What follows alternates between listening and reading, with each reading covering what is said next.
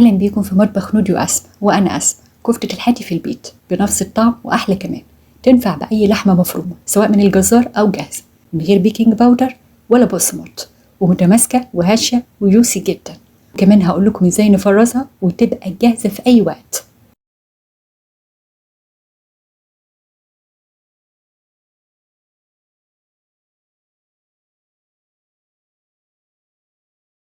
أول حاجة بنجهز الصينية اللي هنرص فيها الكفتة، بندهنها بمسحة خفيفة من الزيت. ودي اللحمة المفرومة، أنا هنا جايباها مفرومة من عند الجزار، والمقدار بقى بيكون حسب العدد أو الكمية اللي عايزينها. أنا هنا عندي 2 كيلو من اللحمة المفرومة، هنضيف لهم 4 حبات بصل مفرومين ناعم ومن غير ما نصفي المية بتاعتها، معلقة كبيرة ملح ومعلقة صغيرة من الفلفل. ونبدأ نعجن كل ده مع اللحمة كويس جدا. وأنا شخصيا مش بحب أفرمها وش تاني أو أنعمها بزيادة في الكبة، بكتفي جدا بالعجن. ولما بقول عجن بقصد فعلا عجن زي العجين بالظبط، مش مجرد تقليب عادي.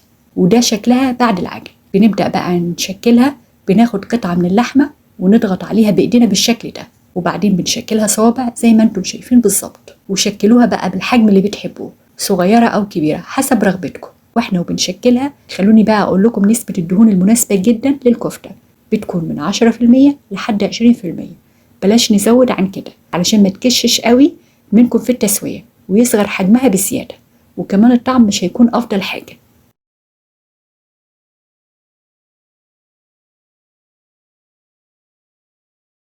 بعد ما خلصناها بقى تشكيل بنرصها في الصينية المدهونة بالزيت،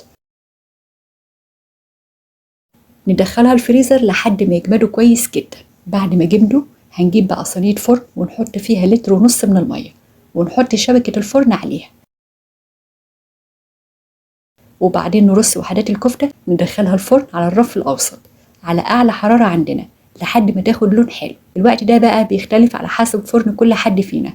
هتحمر وهتاخد وقت قد إيه؟ ممكن من نص ساعة لساعة. بعد كده بنغطيها وهي لسه في نفس مكانها على الشبكة بورق زبدة وبعدها ورق ألمونيوم، ونسيبها بقى نص ساعة كمان، وهتلاقوها استوت تماما وخدت لون حلو قوي وطرية وطعمها أحلى من الجاهزة اللي بناكلها بره.